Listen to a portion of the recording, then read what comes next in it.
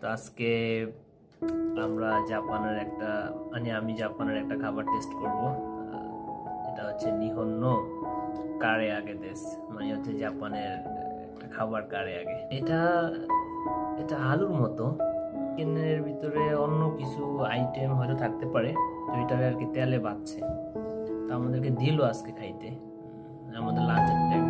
Test করে দেখি। বিসমিল্লাহির রহমানির রহিম।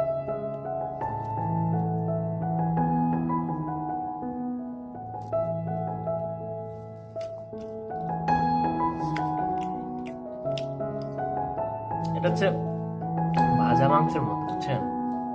মানে আমাদের দেশে তো চিকেন আছে না, মানে ভাজা জাতীয় আর কি। আমাদের দেশে যেমন মাংস ভাজলে যেই স্বাদটা আমরা পাই না, অনেকটা ওইরকম স্বাদ। পুরোপুরি 100% ওইরকম না, তবে কাছাকাছি একেবারে 80%।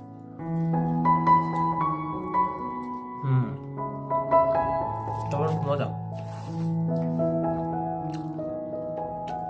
ঠিক আছে, লাঞ্চের টাইম চলতেছে ভাই, লাঞ্চ করবো। তো এটা আরেকটু টেস্ট করলাম কেমন লাগে। Bye bye.